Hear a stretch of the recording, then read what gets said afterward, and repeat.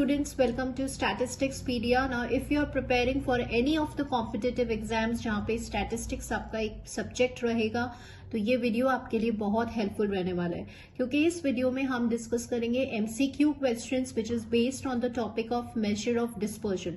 So right from basic level से हम moderate level के क्वेश्चंस जो हैं वो सॉल्व करेंगे और कुछ शॉर्ट ट्रिक्स आज हम देखेंगे.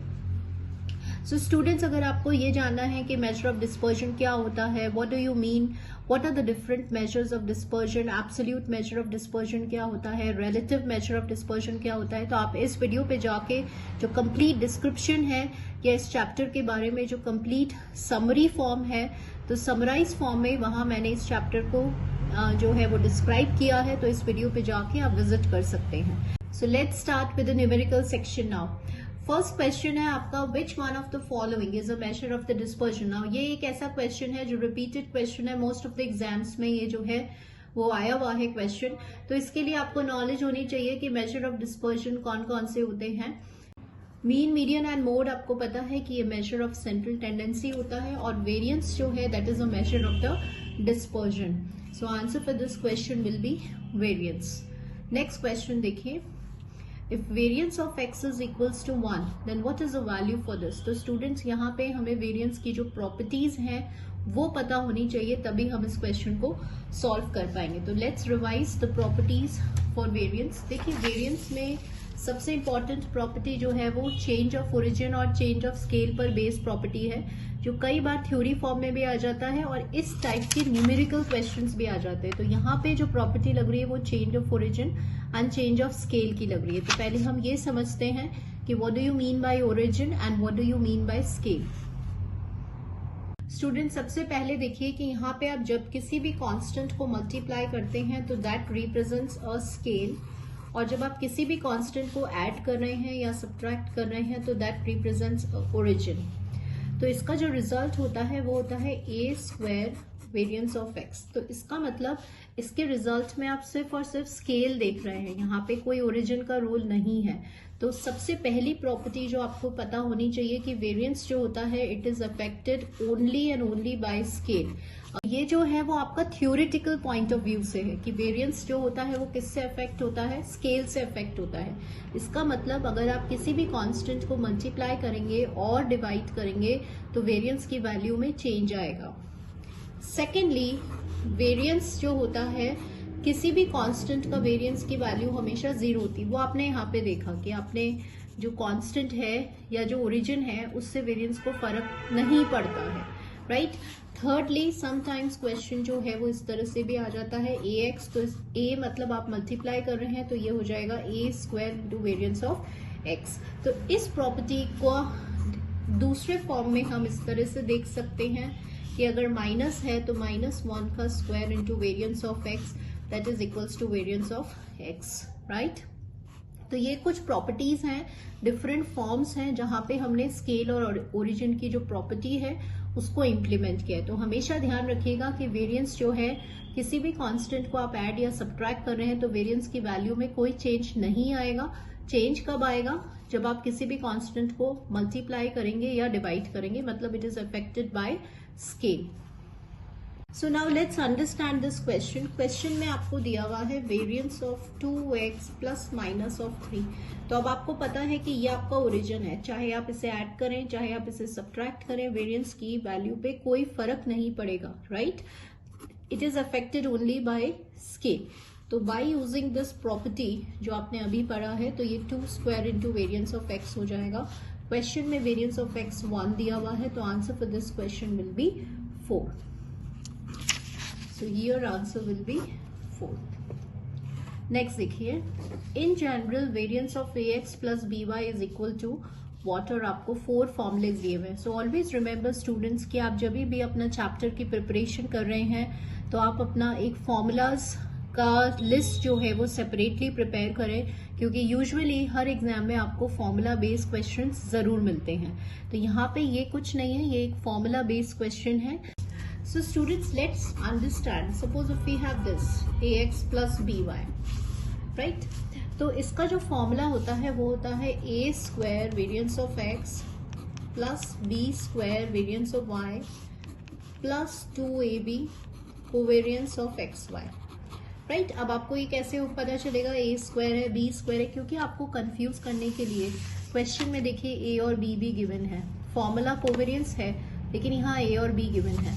तो ये आपको कैसे पता चलेगा, जो अभी हमने डिस्कस किया था कि हमेशा आंसर के अंदर इस कांस्टेंट की वैल्यू स्क्वायर हो जाती है, तो इसलिए ये कंफ्यूजन क्रिएट नहीं होना चाहिए, ठीक है।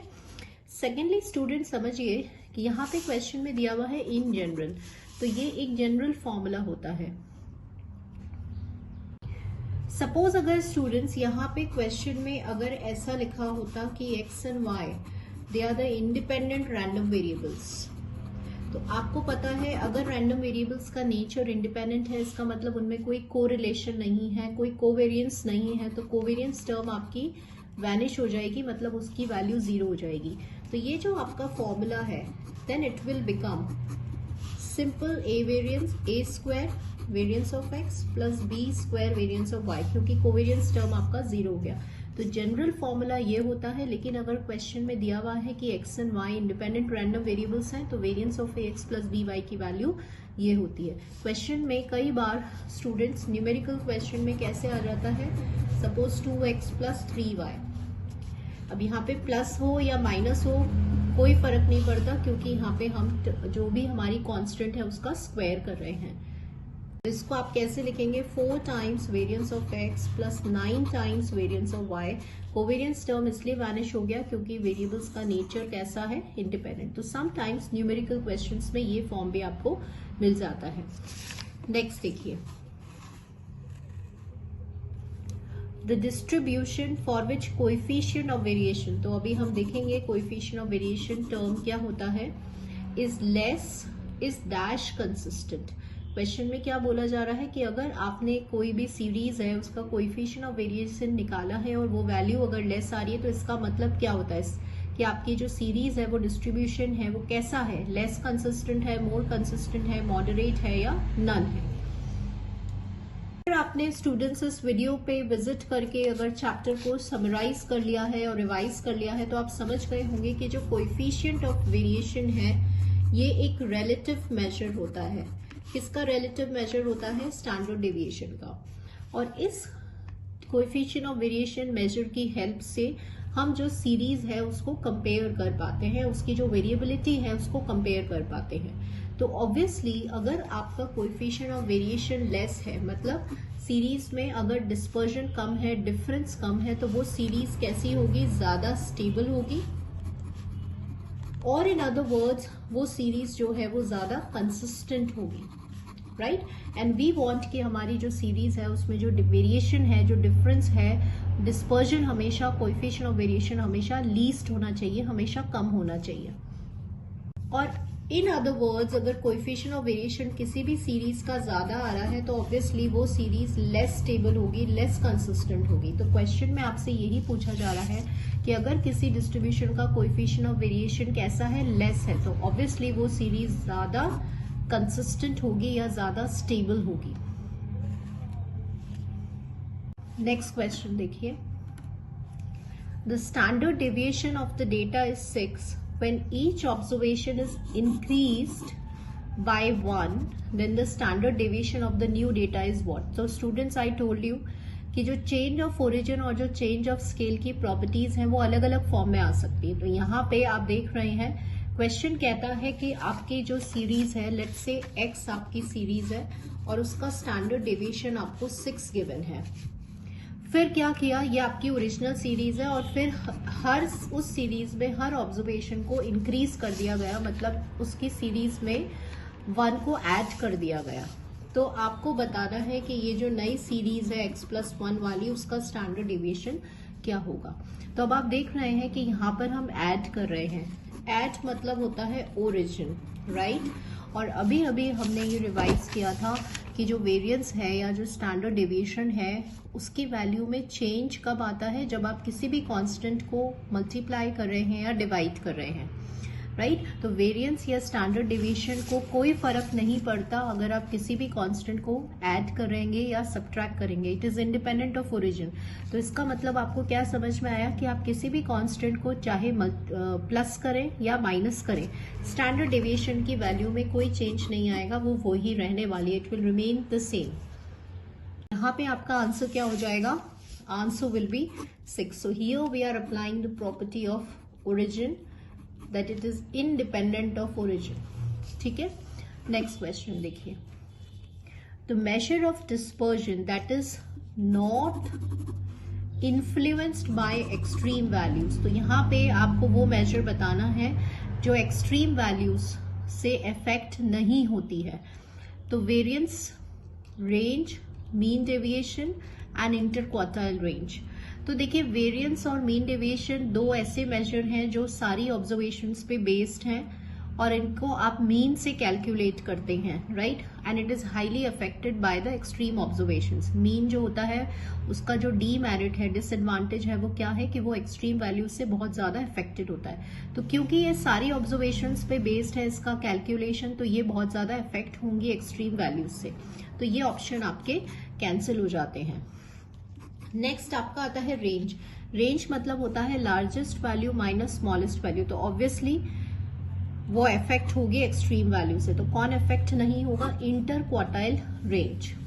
अब ये तो मैंने आपको ऑप्शंस को कैंसिल करके बताया है, लेकिन अगर हम लॉजिकली समझेंगे तो इंटर क्वार्टाइल रेंज मतलब होता है Q3, just a minute, this is Q1, this is Q2 and this is Q3। तो इंटर क्वार्टाइल रेंज होता है Q3 माइनस Q1। तो आप देख रहे हैं कि इंटर क्वार्टाइल रेंज में आपका सिर्फ ये वाला एरिया कवर हो रहा है, ये वाला और ये वाला एरिया कवर नहीं हो रहा है, और एक्सट्रीम वैल्यूज मतलब सबसे बड़ी और सबसे छोटी वैल्यू। तो ऑब्वियसली क्योंकि आप मिडिल 50% ऑफ द ऑब्जर्वेशंस को इंक्लूड कर रहे हैं, तो ये लास्ट और फर्स्ट वाली वैल्यू से इस Q3 माइनस Q1 को इफेक्ट नहीं पड़ने वाला है। तो आंसर क्या हो गया? Interquartile range.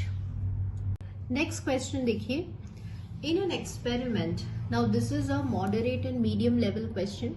देखिए, एक एक्सपेरिमेंट है जिसमें आपको 15 observations are given to you and the following results are there. Summation X square और समेशन एक्स की वैल्यू आपको दिया हुआ है।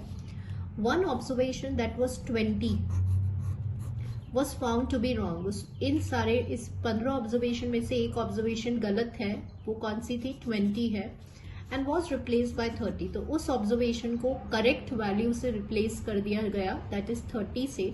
तो आपको यहाँ पे करेक्टेड वेरिएंस बताना है, राइट। तो सबसे पहले आपको वेरिएंस का फॉर्मूला पता होना चाहिए।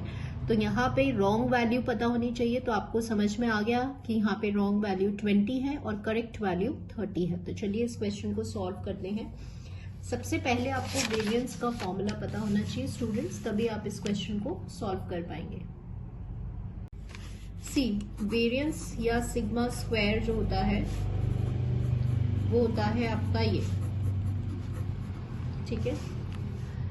अब यहाँ पे हमें यहाँ पर करेक्टेड वेरिएंस निकालना है। तो करेक्टेड वेरिएंस के लिए हमें यहाँ पे करेक्टेड समेशन एक्स स्क्वायर निकालना होगा माइनस, ये से मीन को हम ऐसे लिख सकते हैं corrected summation x divide by L, right. तो यहाँ पे अगर हमें करेक्टेड समेशन एक्स निकालना है तो ये आपका रॉन्ग वैल्यूज की दिया हुआ है, माइनस रॉन्ग वैल्यू कौन सी है? 20 है, उसको माइनस करेंगे और जो करेक्ट वैल्यू है उसको ऐड करेंगे। तो मतलब कि ये हो गया आपका 180। सिमिलरली स्टूडेंट्स, आपको करेक्टेड समेशन एक्स स्क्वायर निकालना है। सो जब आप करेक्टेड समेशन एक्स स्क्वायर निकालेंगे तो रॉन्ग वाला आपको क्वेश्चन में गिवन है, that is 2830 minus wrong value का स्क्वायर, ध्यान रखिएगा स्क्वायर करना है, और करेक्ट वैल्यू का स्क्वायर। तो ये हो गया 2830 माइनस 400 और प्लस 900, तो ये प्लस 500 हो गया, और ये हो गया आपका ये। तो ये करेक्टेड समेशन एक्स स्क्वायर आ गया। तो फाइनली करेक्टेड सिग्मा स्क्वायर की वैल्यू आपको यहाँ पे इस फॉर्मूले में डालना है,